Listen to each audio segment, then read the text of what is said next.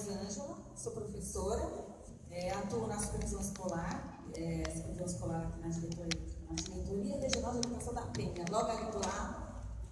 E estou compondo com vocês hoje, nesse coletivo, para discutir um tema bem importante, né? Que é a Previdência e essa possível reforma. Está rondando, né? E esse Grupo Noroeste pensou, né, nessa atividade com o objetivo de ampliar, fortalecer a democracia.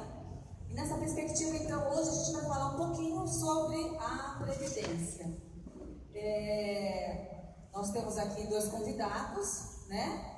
O Jimmy, que compõe, né, o coletivo Poema, e o Carlos Gaba, o ex-ministro da Previdência, só que ele está no meio do caminho ainda, né, porque essa chuva complicou um pouquinho mais, então a gente já vai iniciar os trabalhos, ok? A gente agradece a presença de todos aqui, e a dinâmica é que a gente se organize, né, com o convidado explanando acerca do tema da Previdência por volta de 20 minutos, ambos, né? Espero que o Carlos chegue logo. Em seguida a gente vai abrir para um debate, né, para perguntas, e a ideia é que a gente possa então hoje aproveitar bastante, pensar bastante sobre esse tema, né, tão importante, que a gente possa tirar as dúvidas, né, avistar possibilidades. Então a gente está bem contente de realizar essa atividade, ok? Então eu passo a palavra agora para o Jimmy, que vai falar um pouquinho sobre a Previdência.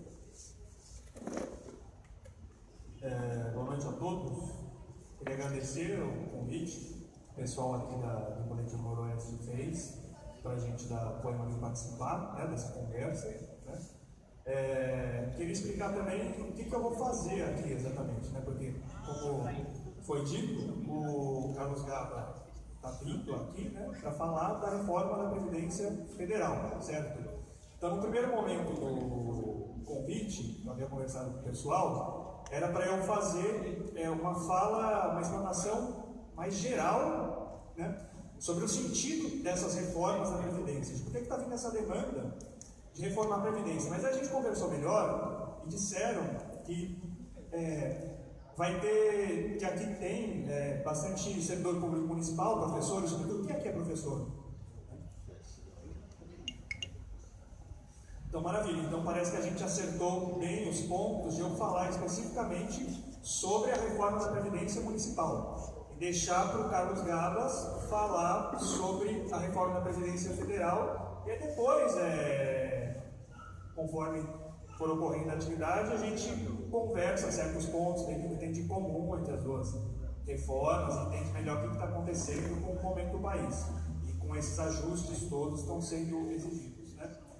Então, minha fala é especificamente sobre o PL 621 de 2016, que a gente conseguiu derrotar parcialmente em abril, se não me engano, desse ano, certo?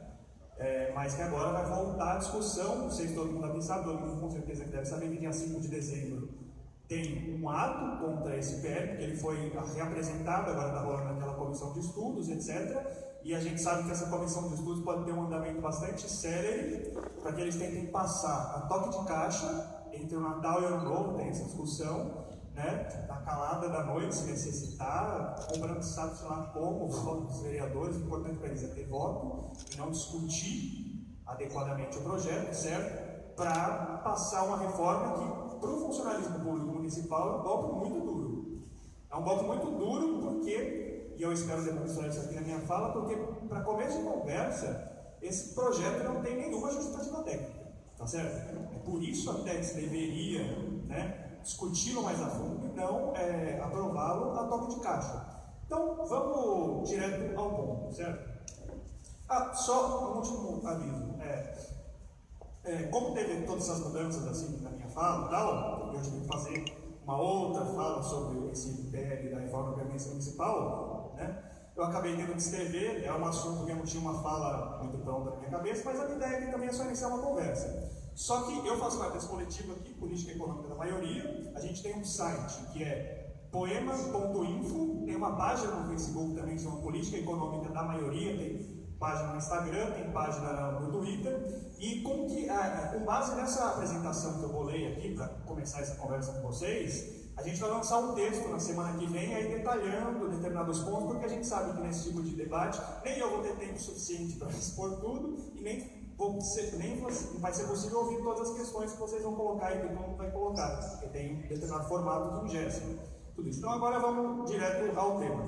Né? Essa reforma da Previdência Municipal tem mais ou menos uma historinha, né? Um conto da carochinha, muito parecido com o da reforma da Previdência Federal.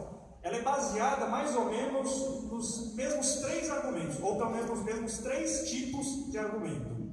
Certo? Então eu pretendo, no primeiro momento, expor para vocês quais são esses 3 principais argumentos nos quais se baseia essa reforma da Previdência Municipal, expor, acho que todo mundo aqui já está mais ou menos sabendo, tentar expor rapidamente em que consiste esse PL 621 de 2016, e depois tentar olhar de modo mais atento para cada um desses argumentos que embasam a reforma da Previdência Municipal para ver se eles se sustentam, tá certo?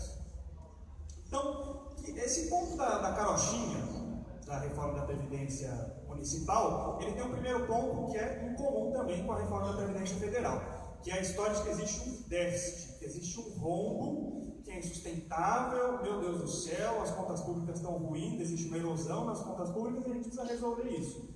Então é a história do rombo da Previdência. Para ilustrar isso, não sei se vocês lembram, em 2016, logo quando... 2017, quando o Dória assumiu, outubro de 2017, uma entrevista para a CBN, se não me falha a memória. O Dória veio com aquela conversa de que, nossa, existia uma herança maldita dos governos do PT, e olha, vejam bem, eu estou pegando a prefeitura com um rombo de 7,5 bilhões. Ele não disse exatamente que rombo era esse, mas quando... Só para vocês verem que é a história da carochinha mesmo, mas que eles sempre batem nessa retórica do rombo. É a história da carochinha quando você vai olhar o relatório anual de fiscalização, que é um documento anual feito pelo Tribunal de Contas do município. Esse documento vai mostrar que nesse mesmo ano que o Dória disse que teve rombo, não teve. Você teve um excedente livre de disponibilidade de caixa, ou seja, que é o dinheiro que a prefeitura tem livre para usar como bem entender no exercício seguinte. Descontando os restos a pagar e descontando todos aqueles recursos que são vinculados a determinados tipos de despesa por determinação legal. Certo? Então, descontando tudo isso, a prefeitura fechou com 300 milhões em caixa. Certo? Nesse mesmo ano que ele disse que tinha um rombo de 7,5 bilhões. Ele não explicou muito bem de onde ele tirou esse número.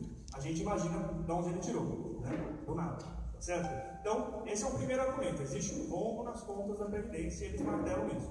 O segundo ponto, esse é muito interessante, esse é o que joga a população contra o funcionalismo público municipal e também o funcionalismo público federal, que é o de que, bom, esse rombo da Previdência, esse gasto que a gente tem que ter com Previdência, ele consome muita arrecadação, ele consome o dinheiro que a gente poderia usar para oferecer serviços públicos à população, saúde e educação, tá certo? Para vocês terem uma ideia do que ilustra esse tipo de argumento.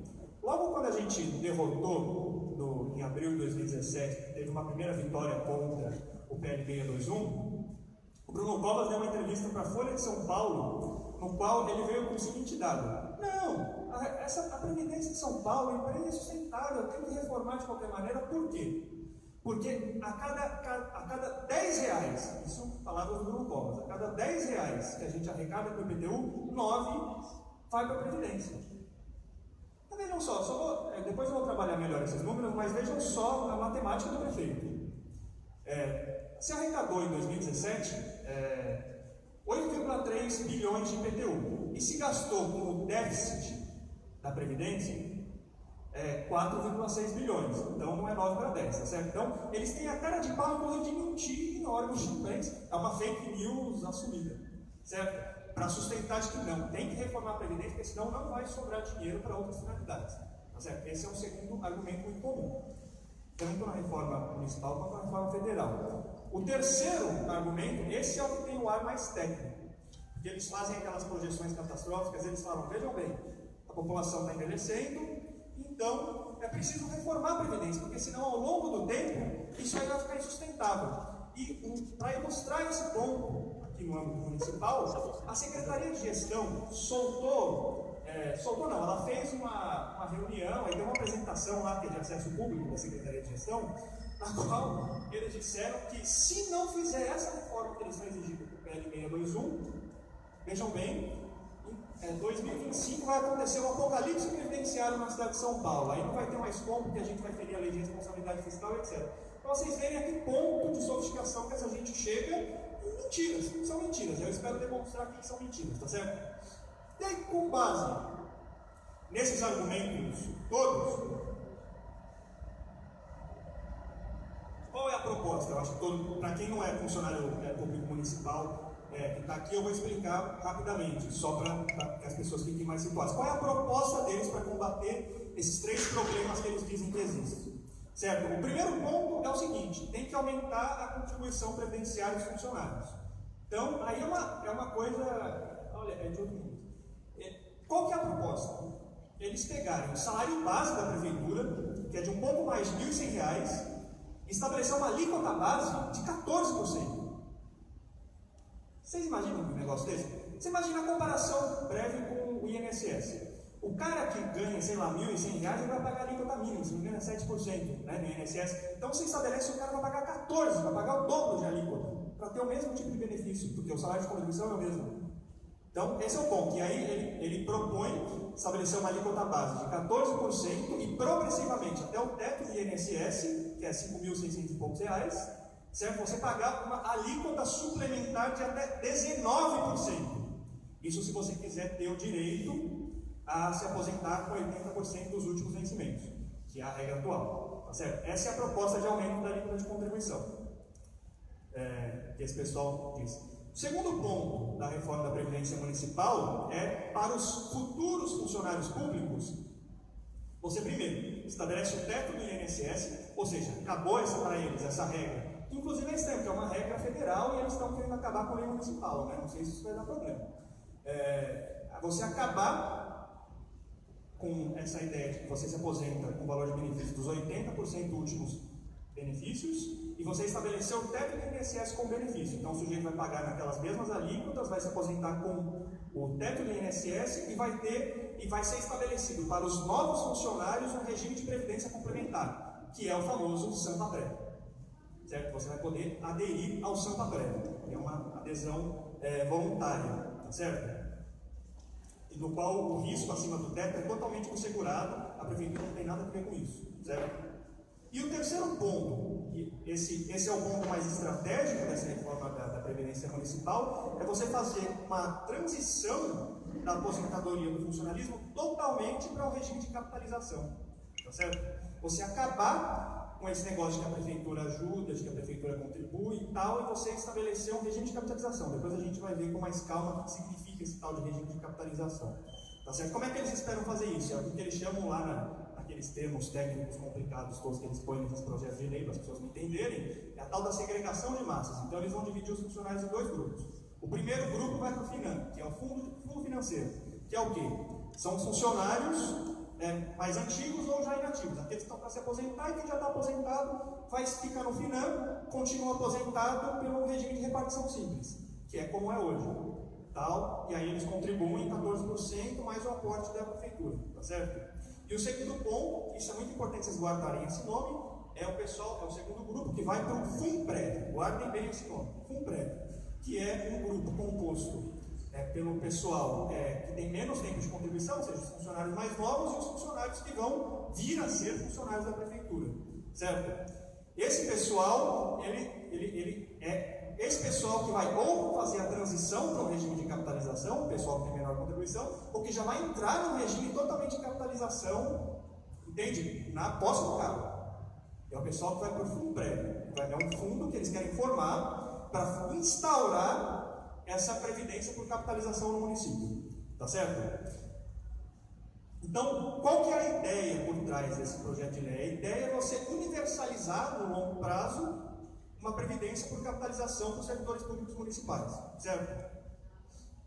Então, dito isso tudo, agora eu quero analisar com mais atenção, analisar não, olhar, quero que vocês olhem com mais atenção, e vou dar contra-exemplos e tal, Quais são esses 3 argumentos que embasam essa reforma da Previdência Municipal? Que a partir daí a gente pode ter uma conversa sobre se esse projeto ele deve ser aceito pelo funcionalismo público municipal ou não. Então vamos lá, o primeiro ponto, de que existe um déficit da Previdência Municipal. Quando você fala que existe um déficit, a primeira ideia que vem na cabeça é não. Então, a Prefeitura, por causa das aposentadorias, ela não tem dinheiro, tá certo?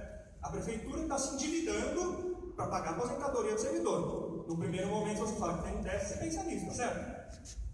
Se você, por exemplo, gasta mais, você recebe no final do mês, vai ter um déficit, então você vai se endividar. Mas não é bem isso que acontece, porque, por exemplo, vocês pegam no ano de 2017, guardem sempre a data de 2017, porque meus números estão todos baseados nesse ano, né, para nós. Então, se você pega em 2017, a Prefeitura fez superávit primário de 2,7 bilhões. Então, como que está faltando dinheiro? Tá certo? O que é superávit primário? Toda a arrecadação, com impostos, com multa, com serviços que a Prefeitura presta, pega tudo isso e desconta todas as despesas não financeiras, ou seja, excluindo os encargos da dívida pública e alguns outros despesas de capital. Então, com essa diferença, a Prefeitura teve de sobra 2,7 bilhões. Certo? 2 bilhões disso foi usado para pagar os encargos da dívida municipal, sobretudo que é uma dívida com a União, que a União, por sua vez, usa para dar de mão beijada aos banqueiros por meio dos juros da dívida pública federal. Certo? Esse é o caminho do dinheiro. Certo? Então, 2 bilhões disso foi para esse pessoal. Outros 0,6, se vocês olharem, bom, a Prefeitura não tem dinheiro, tem um déficit, a Previdência está estourando as contas públicas, mas como no ano de 2017, então, nós tivemos um excedente livre de disponibilidade de caixa, ou seja, que é aquele dinheiro livre que eu falava para vocês, para usar como quisermos no exercício seguinte, de quase 600 bilhões. Então, vocês veem, a Prefeitura não está, contando moedinha para pagar a aposentadoria, certo? Então, o que a gente tem que entender? O que eles estão chamando de déficit. A gente tem que entender exatamente o que eles estão chamando de déficit. Para entender o que eles estão chamando de déficit, a gente vai ter que entender como é que funciona o regime próprio de previdência social, que é o regime dos funcionários públicos do município, do Estado e da União. Certo? Como é que ele funciona? Ele funciona da mesma maneira que o RGPS, que é o regime geral, o segurado do INSS. Ele funciona de acordo com o princípio de solidariedade intergeracional. Então, como é que é essa história? Quem é trabalhador da ativa paga a aposentadoria daqueles que estão inativos, esperando que a geração seguinte pague a sua aposentadoria. É assim que funciona uma previdência nesse regime de solidariedade intergeracional. Isso resulta no quê? Num modo de financiamento, num esquema de financiamento que é um regime de repartição simples. O que é o regime de repartição simples? No RPPS, vamos falar no caso da Prefeitura, é a contribuição obrigatória da Prefeitura, a contribuição dos ativos, a contribuição dos inativos. Certo? É isso. Você rateia o pagamento das aposentadorias para quem está inativo. No caso do regime geral, do INSS, vocês devem saber o que é a contribuição dos trabalhadores. Certo? Então, mas eu já acabei entregando o ouro, né? Para vocês verem que eles chamam de déficit. Então, inclusive, é importante a gente observar isso. Por definição, se a previdência é social, ela tem que funcionar nesse esquema de solidariedade intergeracional. Mas o que eles estão querendo fazer? Eles querem, como eu disse no começo, eles querem universalizar o que a gente hoje chama de previdência complementar, que é aquele esquema de capitalização. O que é o esquema de capitalização? Agora eu explico para vocês. É o trabalhador que faz poupanças financeiras, ele põe isso no fundo que vai ser gerido um gestor X, pode ser um banco, provavelmente é um banco, certo? No caso de previdência aberta, no caso de previdência fechada, é o Santo André quem vai administrar, vai fazer os investimentos, na proposta deles. Então, ele pega essa poupança que o trabalhador fez, faz aplicações financeiras ou investimentos, comprações, brinca com derivativos, ele vai brincar no mercado financeiro para ter um rendimento. Com base nesse rendimento, você paga a aposentadoria futura do trabalhador. Isso é o regime que eles querem universalizar, que é o regime por capitalização. Tá certo? Que é o que hoje funciona como previdência complementar. Vocês pegam no nível federal, tem vários fundos, da Petrobras, etc., que são todos a previdência complementar deles, que funciona num esquema de capitalização, ou seja, contas individuais, poupanças individuais, que um gestor vai, faz investimento, faz aplicações, para ver se vai render para pagar um a mais na aposentadoria deles. Então, é assim que. Então, se vocês. Mas vamos voltar aqui para como é que é hoje, antes dessa mudança. Hoje é o seguinte: é esse esquema. Prefeitura aporta uma parte, os funcionários aportam uma parte, ativos e inativos, e sobra uma parte. Vamos, para entender isso, pegar o gasto total do IPREM em 2017. Então, do gasto total, para a gente entender o que eles estão chamando de déficit, você tem uma porcentagem desses 8 bilhões, 16,8% é a contribuição dos ativos e inativos, que dá mais ou menos 1,4 bilhão, certo? 24,3% é a cota obrigatória da prefeitura por lei, que dá mais ou menos quase uns 2 bilhões. E o que eles chamam de déficit do IPREM, déficit da Previdência, ou déficit atuarial, com essas três expressões, é 58,9%, que é o que se chama, tecnicamente, repasse ao RTPS. É assim que você vai encontrar no relatório da fiscalização TCI. O que eles chamam de déficit é o repasse adicional da prefeitura. Porque, vejam bem, no RGPS, você tem patrão, trabalhador e Estado. Como aqui o empregador é o Estado paga 2 vezes. Tá certo? Também funciona no esquema tripartite, ou é como se funcionasse no esquema tripartite. E o que eles chamam de déficit é esse aporte extra que a prefeitura tem que dar. Que eu quero que vocês entendam como que ele surgiu. Isso é muito importante. Para a gente ver o quão justo é esse projeto que eles estão propondo. Tá certo? Esse déficit ou repasse, vejam bem, ele só surgiu em 2005, certo? E de 2006 até 2017, isso a Secretaria de Gestão adora esse dado, esse repasse cresceu em 6,27 vezes. Ele sextuplicou, mais que sextuplicou. Esse repasse que a prefeitura é obrigada a dar a mais, que eles chamam de déficit. Tá certo? Mas por que isso aconteceu? Isso é muito importante a gente entender. Porque, obviamente, as despesas cresceram mais do que as receitas, mas as despesas com a aposentadoria de quem? Quem eram os funcionários públicos anteriores? Entende? Então, é importante, vamos retomar a historinha. O que aconteceu em 1998?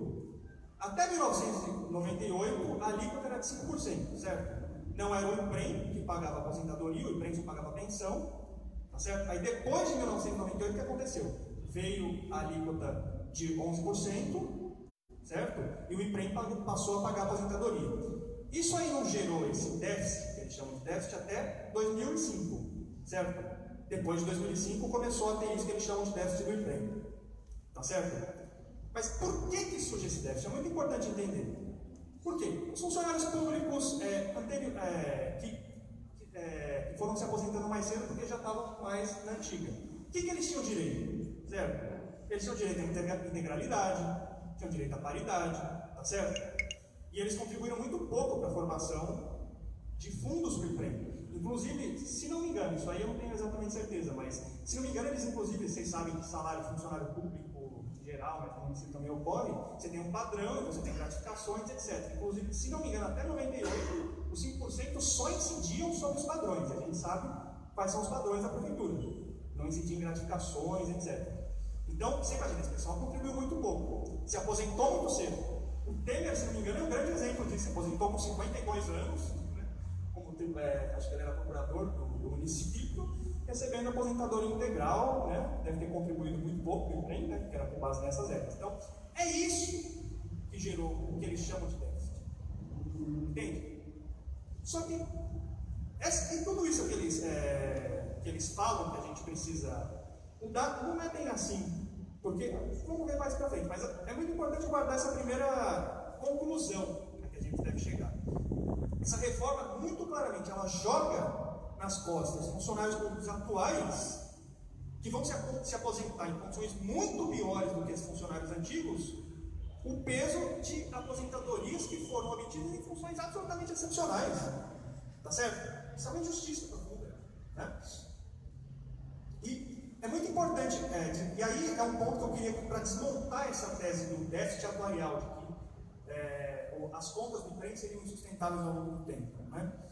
Se vocês pegam, após a tão criticada reforma de 2003, quando você teve o fim da paridade, o fim da integralidade e os inativos passaram a ter contribuição, certo? Dentre outras medidas. Desde 2003, e aí tem um instituto que calcula, uma consultoria privada chamada VEST, que calculou isso até 2092, por causa da reforma de 2003, você tem uma tendência ao equilíbrio atuarial do sistema. Até 2092. por conta dessas reformas de terem quebrado integralidade, paridade, ter estabelecido contribuição para inativo. Então a VEST, ela estabelece que para você ter um equilíbrio no sistema até 2092, ela faz esse cálculo. Você precisaria ter uma alíquota para os servidores de 12,5% e para os funcionários, hoje é 11%, e para a prefeitura precisaria ter uma alíquota de 25%, hoje é 22% por lei, certo? Qual que é a proposta do PL 621? De você estabelecer contribuições de 14 a 19 para os funcionários e de você ter um aumento também da contribuição da cota obrigatória da prefeitura para 28%. Então vocês notem que só o aumento da cota da prefeitura de 28% dá equilíbrio atorial para o sistema, pelo cálculo da VEST.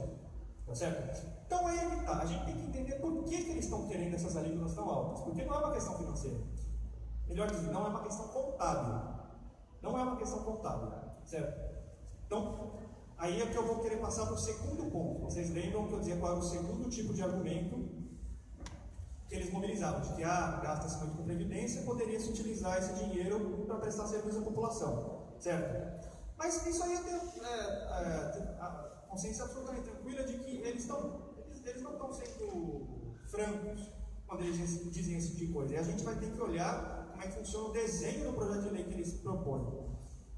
E tem que pensar num fato que é conhecido, né?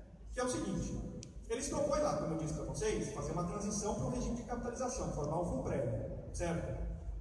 Só que isso tem um custo inicial muito alto, certo? Você não pega, você tem que juntar um dinheiro inicial para entregar para um gestor, brincar no mercado financeiro para ver se isso rende. Então quem é que vai pagar por isso? Aí é que tá. Aí a gente tem que olhar, primeiro, essas alíquotas a mais, em parte, esse confisco salarial dos servidores vai pagar essa formação de fundo, do Funprev. E uma outra coisa que o projeto de lei prevê é usar 50% do fluxo de dívida ativa também. Então vocês olham só que loucura. O governo alega que é necessário fazer uma reforma para sobrar mais dinheiro da Previdência para pagar, para oferecer serviço à população, mas ao mesmo tempo ele vai usar esse dinheiro que vai ir a mais com as contribuições para formar um fundo que a população vai nem a cor do dinheiro, tá certo? E além disso, para deixar esse fundo mais robusto, o projeto de lei propõe usar 50% do fluxo da dívida ativa, ou seja, que são aquelas dívidas tributárias, dívida que as pessoas têm de IPTU, de ISS, etc., com a prefeitura, e ele não toca num ponto muito, esse governo jamais falaria num ponto muito importante, que esse sim, retira dinheiro dos nossos impostos, todo mundo aqui paga IPTU, ISS, ou se é isento IPTU, paga ISS, pelo menos, porque tem isso aqui, tem ISS, tá certo? Então, esse ponto que é essencial de para onde vão os nossos impostos, que é a dívida pública municipal. Tá certo? Vocês lembram que eu tinha dito que do superávit primário que nós tínhamos no município, 2 milhões foram para encargos da dívida? Então, o que é essa dívida? É uma dívida que está a dívida total está quase uns 30 bilhões. É uma dívida que era uma dívida herdada dos precatórios, né, dos precatórios da gestão Pita, certo? Que ela foi renegociada, ela foi assumida pela União em 2001 no valor de 11 bilhões. Era 11 bilhões. Nós já pagamos, sabe quanto? 27 bilhões. De uma dívida inicial que era 11 bilhões. E hoje ainda temos uma dívida de 29 bilhões. Dívida com a União. Ou seja, uma bola de neve, porque o juro, a indexação dessa dívida é irracional. Ela é impagável, a indexação é impagável. Justamente por quê? Porque é uma maneira que você tem de sugar dinheiro dos munícipes, ou seja, da contribuição municipal, da contribuição dos impostos municipais, para quê? Para mandar lá para o esquema da dívida pública federal. Esse sim, esquema de gente grande, né? Paga juros altíssimos, né? Você injetar dinheiro de imposto, sugar de onde ele vem diretamente do mercado financeiro, certo? Então, isso aí, esse pessoal está tão preocupado em oferecer serviços públicos para a população, não fala. Uma dívida tem essas características, essa multiplicação mágica que eu acabei de mostrar para vocês. Uma dívida de 11, que a gente pagou 27 e ainda deve quase 30, certo? Então, isso tudo mostra que é puro cinismo do governo, porque o que é muito claro nesse projeto? Ou seja, eles querem confiscar os salários. 14%, um sujeito que ganha R$ 1.100 é confisco. Não tem outra palavra, não tem que dourar pílula, tá certo? Não tem que dourar pílula. Então, confiscar salário e dilapidar o erário municipal, inclusive o projeto prevê venda de patrimônio para a formação inicial do Funprev, tá tá certo? De imóveis e tal. Então, é você dilapidar o erário, confiscar salário para formar um fundo para algum gestor brincar no mercado financeiro. Você injetar dinheiro no mercado financeiro. Não tem isso de que funcionário público tem que ser jogado contra a população. Isso não existe. Tá certo? E aí? Parece que o Carlos Gaba chegou, deixa ele chegar na mesa e depois eu termino minha fala.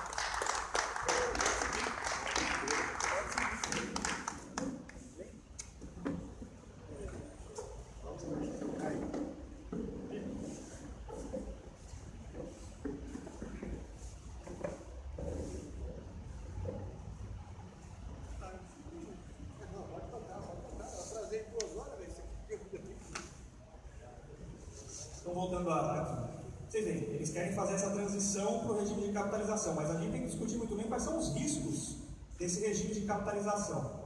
Então, o Carlos Galo provavelmente vai falar muito melhor disso, que é o exemplo do Chile. Então, eu vou entrar onde 90% dos segurados recebem um pouco mais que a metade do salário mínimo. Por quê? Porque você não consegue fazer esse dinheiro render. Por quê? Porque a economia é cíclica. É triste, mas é assim. Ou seja, a economia tem altos e baixos. E no momento de baixo, a tendência é você ter queima de fundos. Ou seja, os investimentos não renderem, não ter taxa de juros suficiente, ou uma aplicação que você fez não consegue ter cobertura, ou um investimento que você fez em ação, a empresa não deu lucro. Você entendeu? Então, você atrelar a previdência do servidor ao regime de capitalização é uma tremenda roubada. É tanto assim que você pega quando que começou a ter aposentadoria no mundo. Pega os Estados Unidos, um exemplo clássico. Em 1935 eles formaram lá para os trabalhadores um regime de capitalização, certo? 4 anos depois eles tiveram que rever e fundaram um regime de repartição simples, que é o que eu explicava para vocês. Por quê? Porque a crise destruiu os fundos daquele esquema de capitalização, tá certo? Então é uma tremenda roubada isso, mas só para acelerar um pouco, eu vou passar para aquele terceiro ponto que a gente discutia no começo, que é qual que era a terceira história, essa que tem o ar mais técnico, tá certo? Que é de que, olha, ao longo do tempo vai acontecer um apocalipse previdenciário, então não vai dar, as coisas não vão se acertar, o sistema não tem equilíbrio, tá certo? Então, como eles não podem admitir tudo isso que a gente estava conversando até aqui, ou seja, eles não conseguem admitir que esse déficit exatamente, para onde vai o dinheiro da reforma, eles têm que inventar uns cálculos que são bizarros, sobre qualquer critério. Então você pega, tinha uma apresentação da Secretaria de Gestão que ela fazia o seguinte cálculo, de que até 2025 nós ultrapassaríamos o limite de gasto com o pessoal estabelecido pela Lei de Responsabilidade Fiscal, que é 60% da receita corrente líquida, certo? Eles colocam esse dado. De onde eles tiraram isso eu não sei muito bem. Mas só para acelerar um pouco, você tem... a ideia é... O que eles dizem? Que o repasse, que é de 4,6 bilhão, o déficit é de 4,6 bilhões, em 2025 vai chegar só ele a 20,8 bilhão, o que perfaz algo em torno de 32% da receita corrente líquida. É um cálculo impressionante à primeira vista, mas ele é totalmente fajuto e a gente vai ver por quê.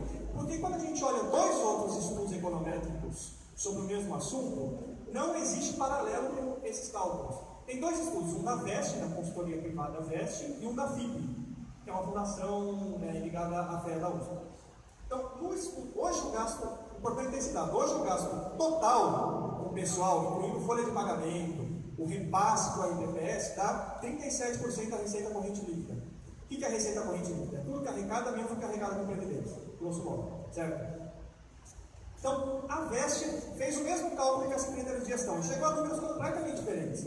Qual é o número que a VEST chegou? Que em 2025, o repasse que hoje é de 4,6 bilhões vai ser de 7,1 bilhões, tá certo? O que perfaz 8,9% da receita corrente líquida. Ou seja, 4,15 vezes menos do que a Secretaria de Gestão calculou. Esses caras não sabem fazer conta, entende? E é com isso que eles estão embasando o projeto de reforma municipal, tá certo? A FIP tem um número um pouco menos diferente. A FIP calculou que em 2025 o repasse que hoje é de 4,6 bilhões vai ser de 10 bilhões. Ou seja, metade do que a Secretaria de Gestão está calculando. Chegando a 13% da receita corrente líquida. O que é 2,46 vezes menor do que a Secretaria de Gestão está dizendo. Então, qual que é a sustentabilidade desse troço? Entende? E a FIP calcula que, no máximo, no pior dos cenários, Você vai chegar em 2025, não no apocalipse previdenciário que a Secretaria de Gestão está dizendo. Você vai chegar ao gasto do pessoal de 42% da receita corrente líquida. Ou seja, 18% a menos do que a Lei de Responsabilidade Fiscal estabelece. Tá certo? Então, com isso tudo aqui que eu quis dizer para vocês, vejam bem. Se não tem essa conversa de déficit, tá certo? A conversa de déficit não existe. O que é? Repasse da prefeitura, repasse em determinadas condições que eu expliquei para vocês. Tá certo? Se esse dinheiro não vai para oferecer serviços públicos para a população. Tá certo? Por quê? Porque esse dinheiro que vai ser confiscado dos salários, que vai ser dilapidado o horário, ele vai para a formação do FUPREV. Certo? E se você não existe esse apocalipse previdenciário que a Secretaria de Gestão da época do Dória pintou com cálculos absolutamente bizarros, qual é a justificativa desse projeto? Era essa a pergunta que eu queria deixar com vocês, para depois a gente conversar um pouco mais. Obrigado.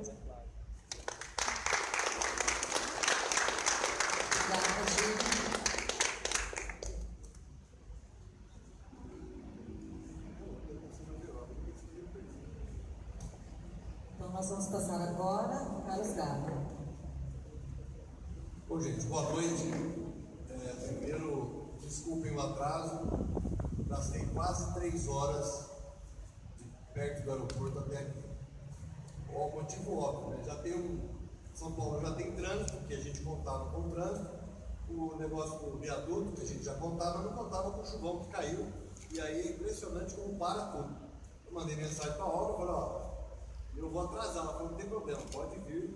Mesmo assim, eu vim de lá aqui para isso, vim de Brasília para cá para isso. Eu vou chegar. Se não tiver ninguém, eu falo com quem tiver. A gente atrasou 1 hora.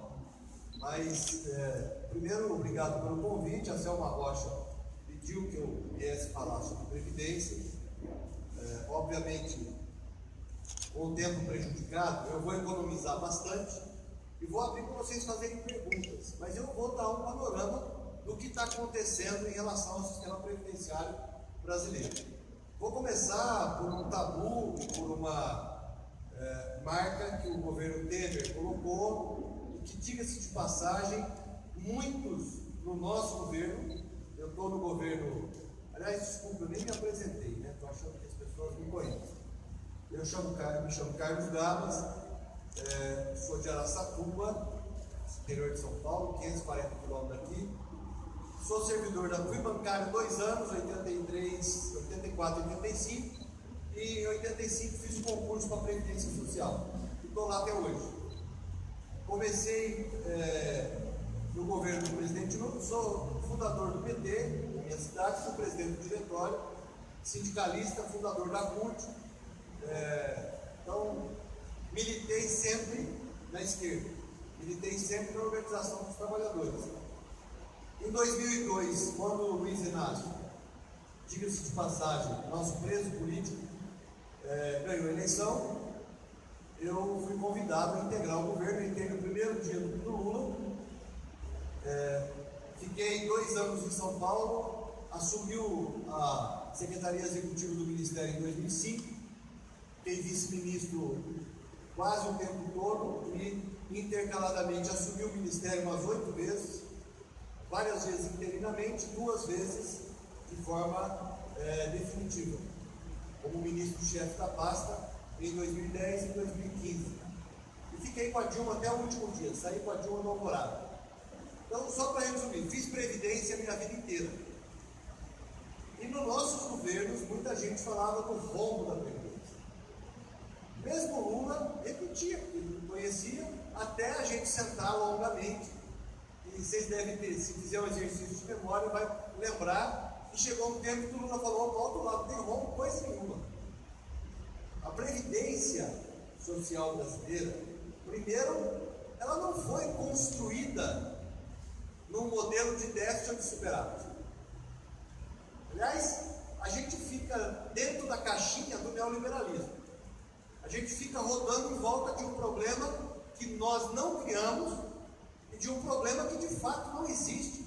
A discussão que nós temos que fazer é qual é o modelo de proteção social que de fato é adequado ao país. Isso posto, qual é o modelo justo de proteção social, que de fato protege os trabalhadores e de fato dá tranquilidade quando a pessoa fica idosa, ou quando fica doente, ou quando se acidenta, ou, né, infelizmente, quando morre. Isso posto, definido esse modelo, nós vamos buscar recursos para ele. Mas não, a gente fica, não, faz a projeção. Aí você pega um momento de caos e projeta o caos para 2050. Dá o caos 10 vezes. Ah, nós vamos gastar tantos por cento do PIB. A Alemanha gasta menos. Pô, puta falácia, gente. A Alemanha tem um PIB N vezes maior que a gente. Eu falo o seguinte para os neoliberais: dá para a gente o salário da Alemanha, a educação da Alemanha, a moradia da Alemanha, o transporte, a saúde, dá tudo. E aí eu vou topar falar em quanto o PIB vai investir para proteção social. Não dá para importar modelo.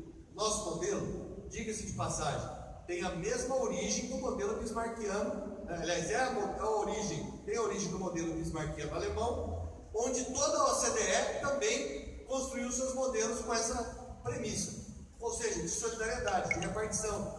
Onde que tem modelo de capitalização pura?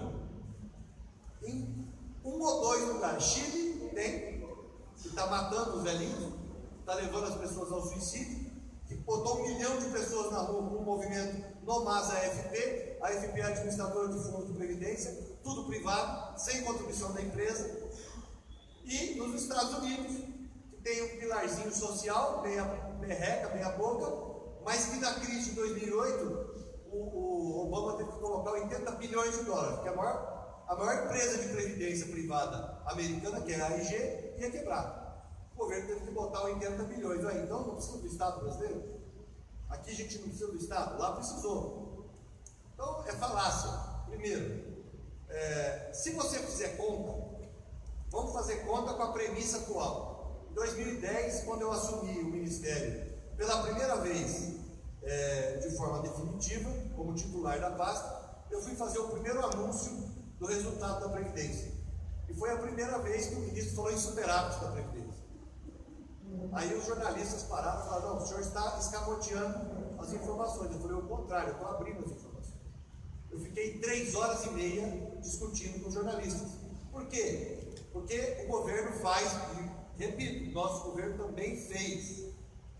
O Ministério da Fazenda, em geral, é conservador, senta no cofre e dane-se os programas sociais, e dane-se a proteção do povo brasileiro.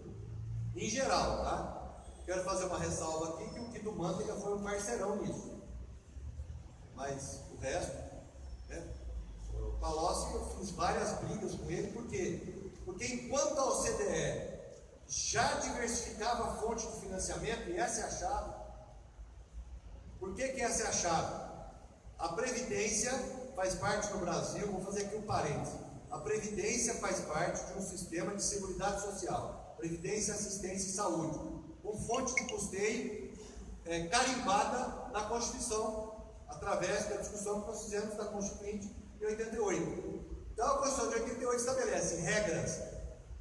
As fontes de financiamento são essas, são várias, as 3 principais: folha de salários, COFINS, Contribuição de Financiamento da Seguridade, que é sobre faturamento, e CSLL, que é sobre lucro. As 3 principais fontes, sendo que folha de salários é quase 70% da arrecadação da Seguridade. Bom, todo mundo sabe que folha de salários significa carteira assinada, senão não tem folha de salário. Massa salarial de quem está empregado formalmente.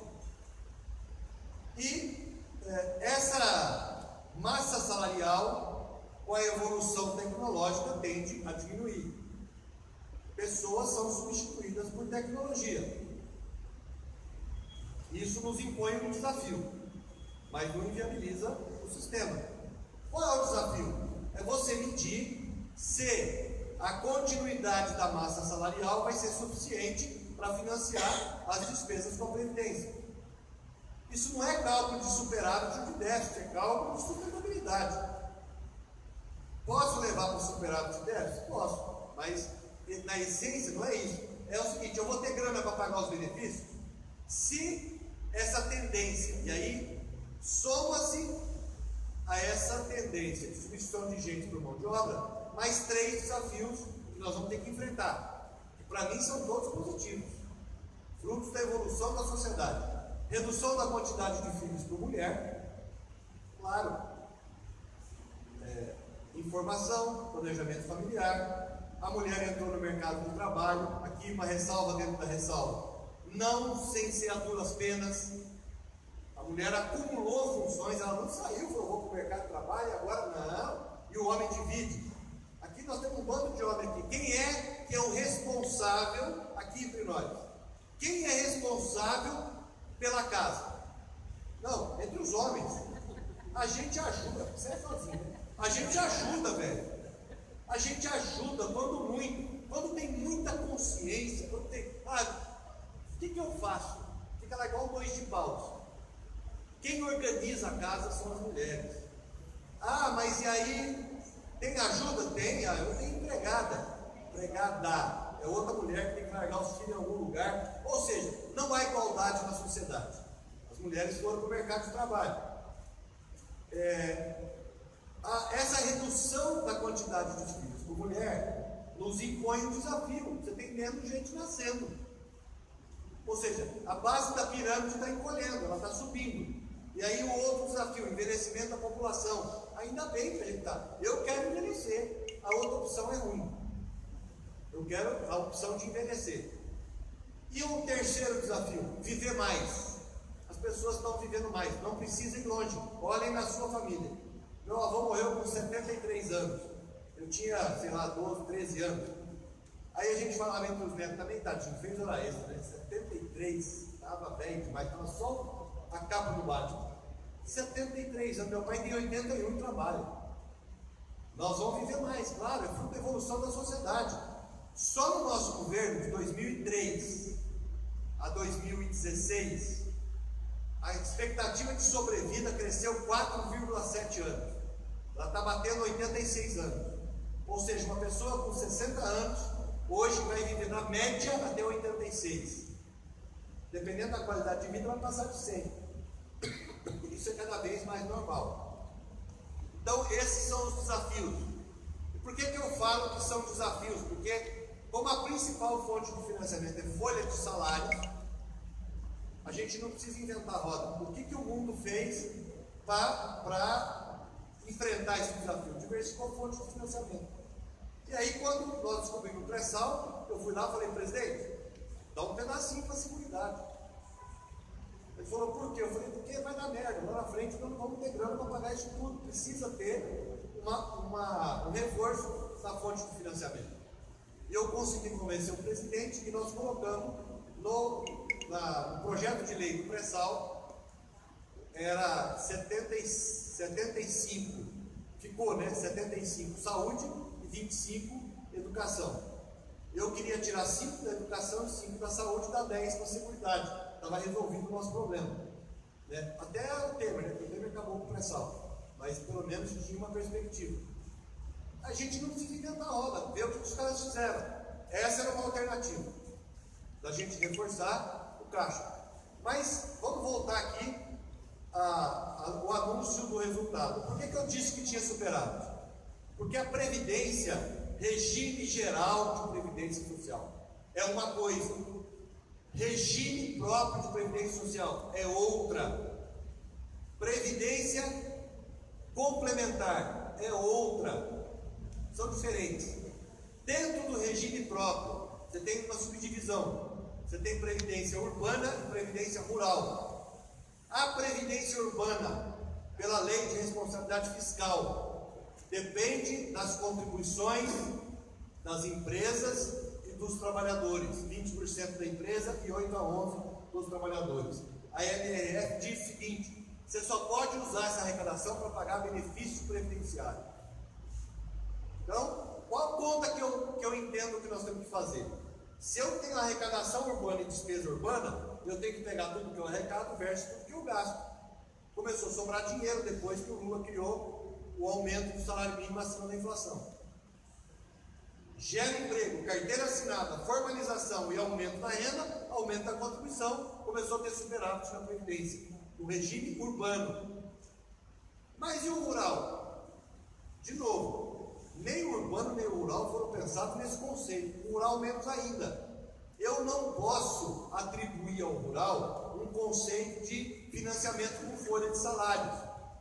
Só para clarear, rural que eu estou falando aqui, segurado especial, trabalhador que trabalha até em regime de economia familiar, em propriedades de até 4 módulos fiscais, agricultura familiar. E aí, equivocadamente, muita gente aqui do asfalto fala o seguinte: mas é aquele povo que a gente paga que nunca contribuiu, é aquele povo que não contribui.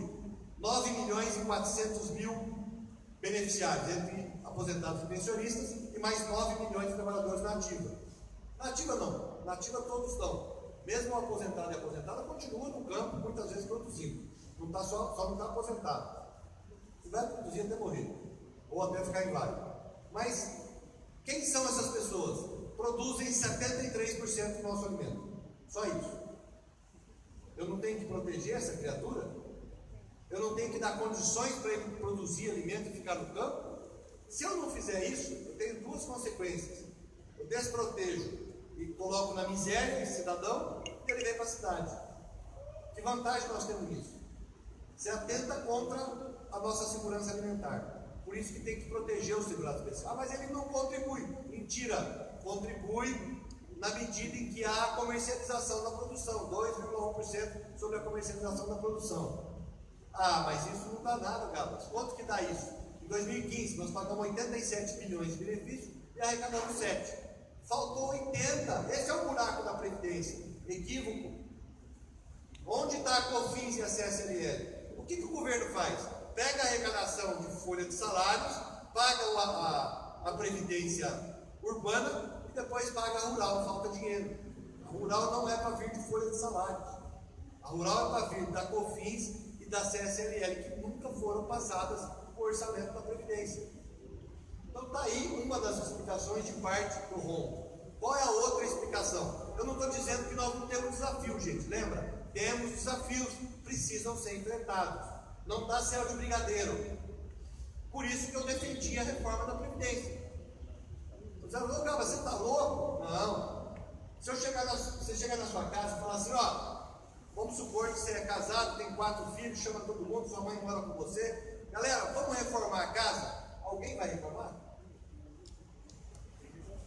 Não, reforma de casa, eu vou reformar meu carro, eu vou me reformar. Você pega e fala, eu vou num cirurgião me reformar, fazer uma reforma. Ninguém vai se reformar para ficar pior, gente. Ninguém vai reformar uma casa para ficar pior, é para ficar mais segura, mais bonita, mais confortável. Para mim, reforma implica melhora. Por isso que eu defendi assim, não, reforma. E para mim, reforma não tem que tirar direito. Não é para suprimir direito, é para garantir sustentabilidade. E no Brasil não pode falar em reforma da Previdência sem falar em reforma tributária.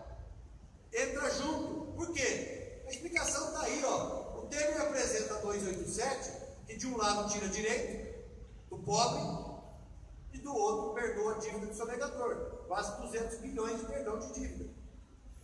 Quem que explica um troço desse? Errado.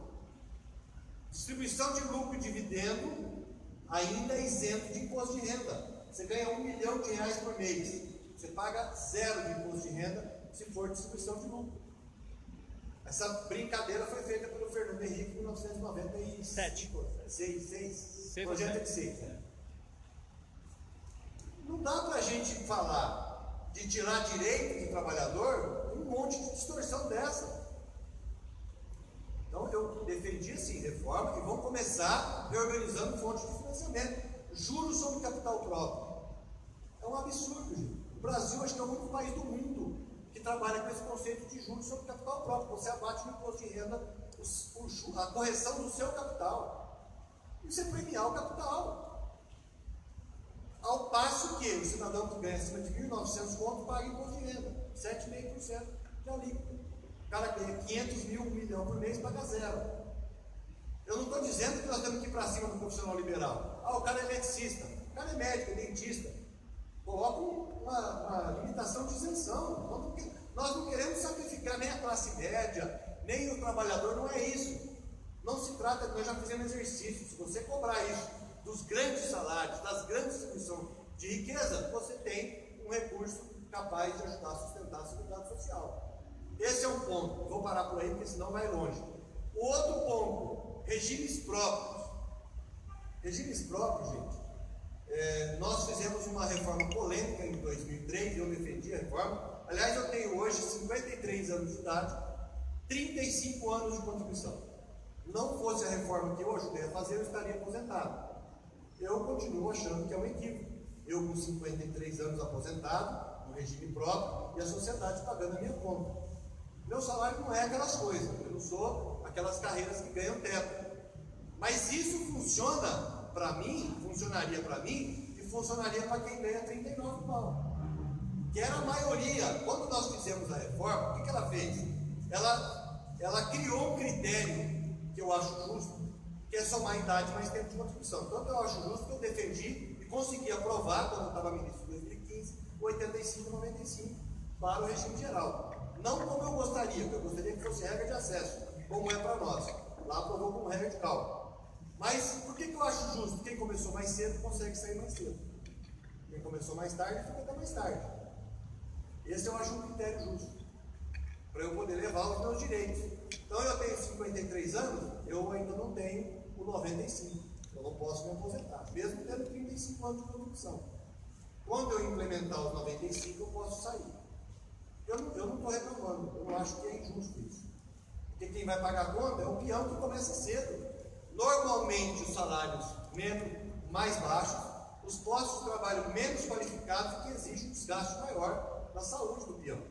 Então, no regime próprio, nós precisamos estancar é feio, mas impedir que algumas categorias de salários mais altos levem o dinheiro do bolo da contribuição de todos os servidores, porque é isso que acontece. Eu conheço o regime próprio, e quando eu bati o olho, o regime de uma prefeitura pequena, inclusive, eu olhei e falei, peraí, essa regra de aposentadoria aqui, quantas pessoas tem nela? Tem 3. Falei, foi encomendado. Tem nome e CPF para essa regra. Porque não é possível. Você está sangrando o trabalhador que de fato é o servidor público, que de fato é o que presta serviço público, para 3 ou 4, para meia dúzia, ou para um grupo maior de pessoas privilegiadas, que saem com 40 pau, com 50, com 60 mil. Não dá para ser assim. Não pode. Então, quando nós colocamos a PEC 41, ela criou uma base para a gente impor o teto, igual para todo mundo. Acima do teto, você contribuiria, como é o FUNPRESP, para a Previdência Complementar fechada. Aí tem uma diferença enorme para as abertas. Enorme. Primeiro que ela é patrocinada. Cada R$1 que eu coloco, o patrocinador coloca R$1. Num limite, no nosso caso, de até 16%. Então não dá para você abrir mão de um negócio desse. Cada R$1 que eu coloco, o cara coloca 1. O exercício que eu fiz, no meu caso pessoal, se eu tivesse esse regime, um teto, e aí até o teto a solidariedade paga R$ 5.645. Detalhe, não em São Paulo, mas na maioria dos municípios e dos estados, a maioria dos trabalhadores ganham até o teto. Ou seja, esse não tem nenhum efeito você impor o teto do regime geral.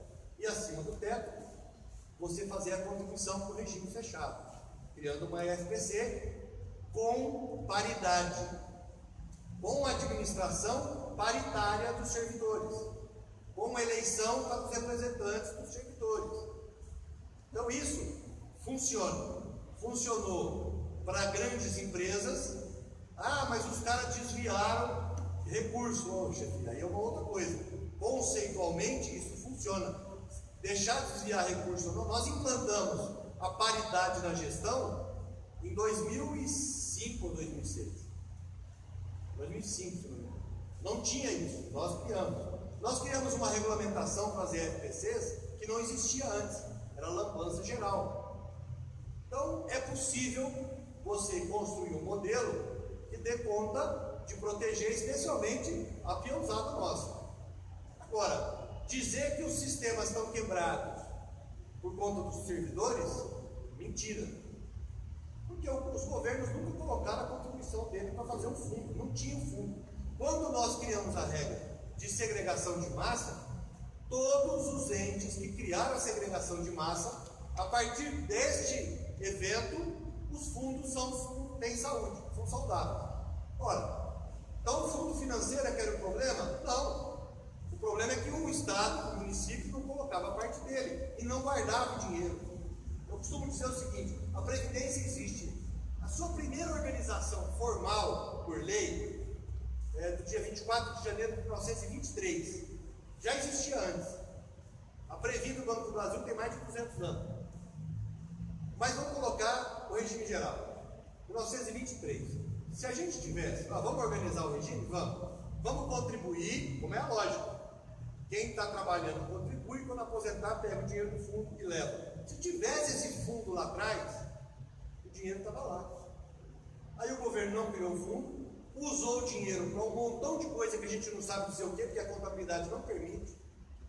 E agora vem dizer: ô trabalhador, você é culpado, você vai ter que trabalhar até 70 anos, porque o dinheiro não dá para te pagar. Uma obra. Por isso que a nossa lógica é o seguinte: qual é o sistema capaz de proteger?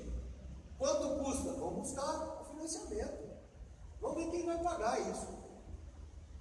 O que o Bolsonaro está propondo, gente, é uma excrescência. É o que foi feito no Chile. Não tem contribuição da empresa, não tem, zero. Só você contribui para o seu fundo individual. Quando você parar de trabalhar, você vê quanto deu, divide nas parcelas. No Chile está dando R$200 por mês, porque estão com muito fome. Aliás, os caras estão se suicidando, porque viram um peso para a família. No Brasil é o contrário. O trabalhador perde o emprego, vai morar com o papai e com a mamãe, porque tem previdência. No Brasil a cobertura é de 86% da população idosa. Aqui funciona. O nosso modelo, gente, na boa, é um dos melhores do mundo. Eu conheço quase todos. Eu fiz uma pós-graduação para entender como é que são os sistemas de seguridade social. Eu fiz uma pós-graduação em sistema de gestão de seguridade social. O nosso é um dos melhores do mundo. A premissa de solidariedade é adequada ao Brasil e nós demoramos 100 anos adequando ele à nossa realidade. Brasil, 200 milhões de habitantes, país continental, com desigualdade regional, social, econômica, cultural. Como é que você combate a desigualdade? Com política social. Não tem outro jeito. Aí os caras vão dizer que a gente tem muita política social. O PT fez uma lambança no governo, criou um monte de penduricalho para atender pobre, para transformar em vagabundo. Essa é a tese deles. Bom, nós vamos ver o que vai dar. Né? Não é que eu torço para dar errado, gente. Claro que eu não torço para dar errado. É que não tem chance de dar certo. Você está torcendo contra o Bolsonaro? Não precisa. Ele trabalha para isso. Eu não preciso de eu torcer. Ele está trabalhando para isso. Não tem chance desse governo dar certo. Eu só não sei até onde ele vai, mas ele não vai dar certo. Com essa premissa, ele não vai dar certo. O Estado é para proteger as pessoas, não é para engordar a caixa do capital especulativo, e é isso que eles querem. A transformação do sistema de capitalização puro é só para engordar a caixa do capital especulativo e tirar dinheiro do pobre. Não tem outro motivo. Eu vou parar por aqui, gente, porque eu me empolgo com essa história, eu falaria com mais um tempão. Eu queria abrir para vocês fazerem perguntas. Obrigado.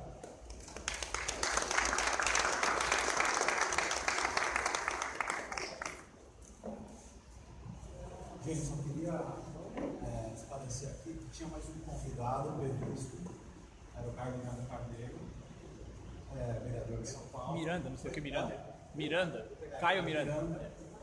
E ele foi relator da Associação Paprev, e ele havia confirmado a presença, e lamentavelmente ontem entrou em contato No fim da tarde. da participação, alegando que ele não era mais o relator de Santa Prev. Então, ele, como não era mais o relator de Santa Prev, ele declinou da presença. Por isso que ele é vereador aqui pelo PSB. E aí, infelizmente, ele não está. Bom, a gente vai organizar agora as perguntas.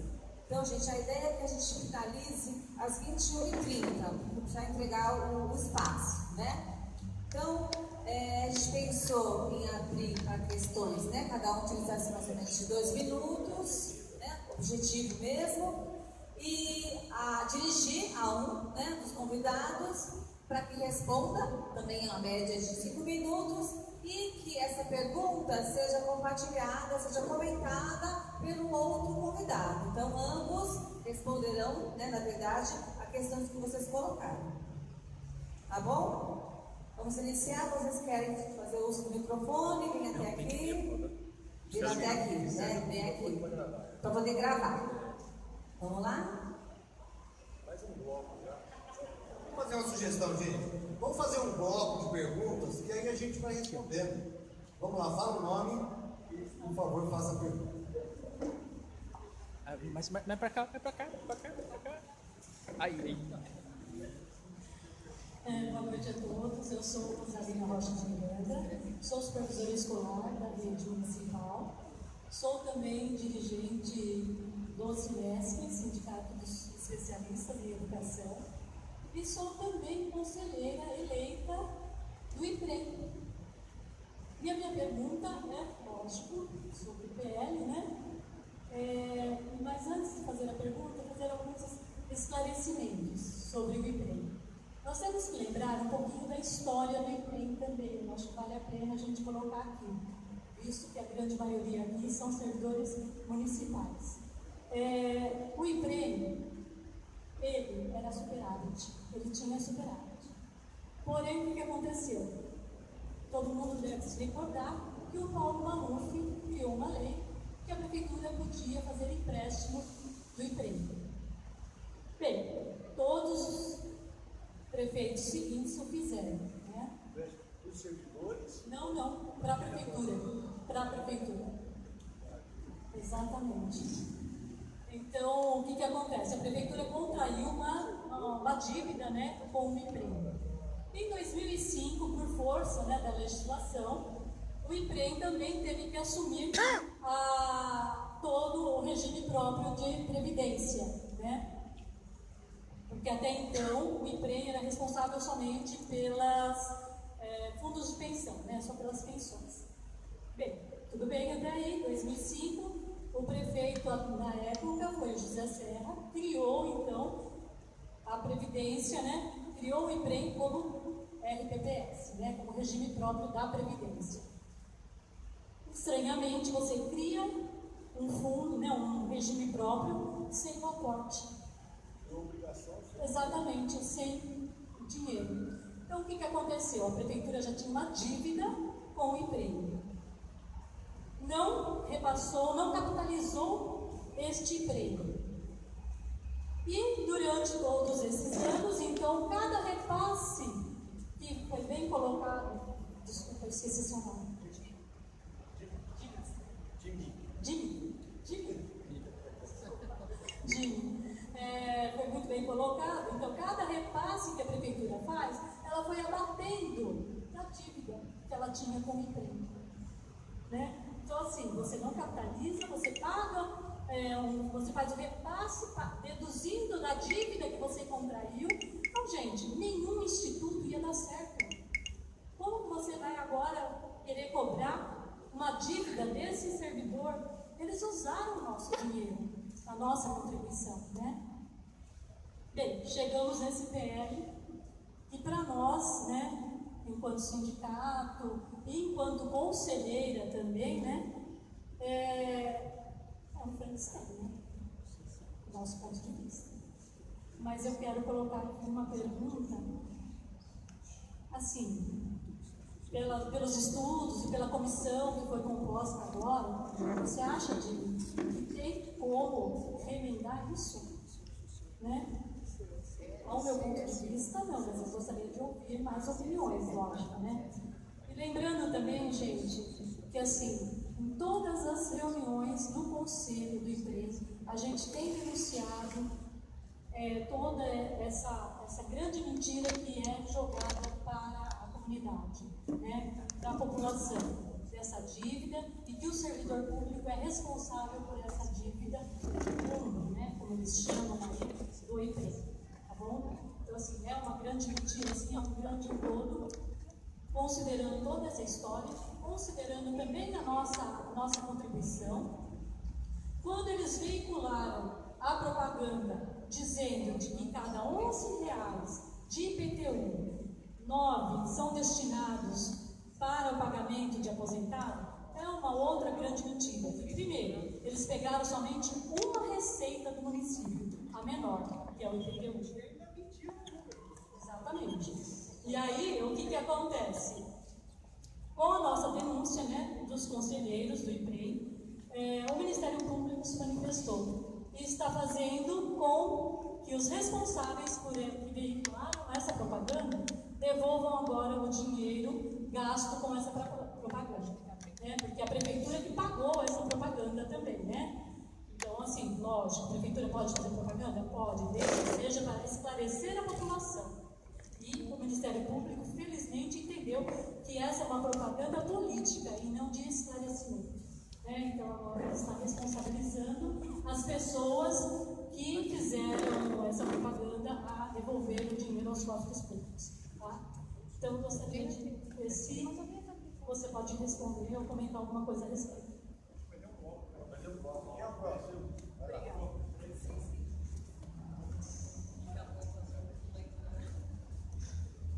Boa noite, meu nome é Fernando Mota, estou aqui representando o terceiro Instituto de Pesquisa que visa acabar com a evasão escolar no Brasil. Eu sei que a previdência social é um problema que está sendo discutido nacionalmente, mas como o time veio aqui falar quase que exclusivamente de São Paulo, que é uma situação da cidade de São Paulo, eu gostaria de deixar um diálogo para quem mais puder contar. É um diálogo que a gente vem fazendo neste momento, pós-tragédia eleitoral, tá? De maneiras de autofinanciamento, sustentabilidade dos movimentos sociais. A gente tem alguns fóruns que estão acontecendo em várias redes sendo criadas na cidade de São Paulo, e eu faço parte de uma que está desenvolvendo um diálogo sobre a criação do Banco Popular, um banco de investimento social. Como seria, Gabs, como seria que se a nossa gente conseguisse, em 2021, fazer força para retomar a Prefeitura de São Paulo e a partir daí começar a retomar o Brasil, como seria, se é possível, se é legal, a Prefeitura de São Paulo, por intermédio de todo o salário dos servidores, todo o dinheiro da cidade de São Paulo fosse para um banco público da cidade de São Paulo? É possível fazer isso? Como é que a gente poderia resolver? Isso é uma questão que não é simples, mas tá? Essa é a minha pergunta. Como a gente poderia, quanto movimento social organizado, começar a fortalecer isso daí? Tá bom? É o próximo. Fica dessa linha pra cá.